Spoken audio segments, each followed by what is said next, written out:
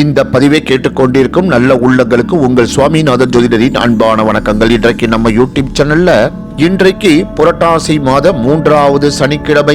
இன்று மிகவும் சிறப்பு வாய்ந்த சனி மகா பிரதோஷ வழிபாடு. சனி மகா பிரதோஷத்தின் பலன்களை பற்றி இந்த பதிவின் மூலம் தெரிந்து கொள்ள போகின்ற மக்களே, அதற்கு முன்னாடி நம்ம யூடியூப் சேனலை யாரெல்லாம் சப்ஸ்கிரைப் பண்ணுங்க, ஷேர் பண்ணுங்க, லைக் பண்ணுங்க, பதிவுக்குள்ள போயிடலாம். எந்த கிழமைகளில் வரும் பிரதோஷத்தை விட சனிக்கிழமை தினத்தில் வரும் சனி பிரதோஷம் தான் மிகவும் விசேஷமானதாகும். அப்படி புரட்டாசி மாதம் 3வது சனிக்கிழமை மற்றும் சனி பிரதோஷம் ஆகிய இரண்டும் ஒரே தினத்தில் வருவது மிகவும் சிறப்பானதாகும். சனிக்கிழமைகளில் பெருமாற்குரிய வழிபாடும் சிவனுக்குரிய சனி பிரதோஷமும் அனுஷ்டிக்கப்படுவதிலிருந்தே நவ கிரகங்களில் சனி பகவானுக்கு அளிக்கப்படும் முக்கியத்துவத்தை நாம் அறிந்து கொள்ள முடிகின்றது. திருப்பதி திருமலையில் நின்றவாறு பக்தர்களுக்கு அருள்பாலிக்கும் ஏழுமலையான் சனீஸ்வரன் அம்சம் நிறைந்தவர். புரட்டாசி மாதம் முழுவதும் பெருமாளுக்காக விரதம் இருப்பது மிகவும் முக்கியம் என்றாலும் இன்றைய தினத்தில் சனி பிரதோஷம் சேர்ந்து வருவதால் இன்றைய தினம் ஆன்மீக ரீதியாக மிகவும் வலுப்பெறுகின்றது.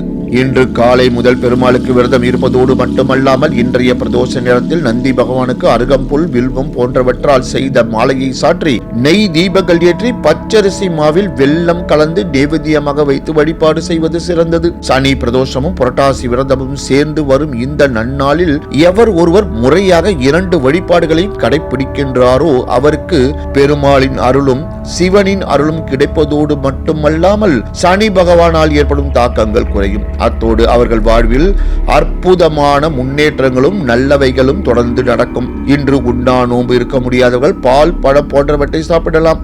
பகல் முழுவதும் பெருமாளுக்குரிய மந்திரங்கள், சோஸ்திரங்கள் படித்து பெருமாளை வணங்கி மாலையில் சிவனின் பிரதோஷ தரிசனம் செய்த பிறகு உப்பு, காரம், புளி அதிகம் சேர்க்காத உணவை உண்டு விரதத்தை முடிக்க வேண்டும் என்று கூறி இந்த சிறப்பான ஆன்மீக பதிவை நிறைவு செய்கிறேன். நன்றி, வணக்கம், வாழ்க வளமுடன்.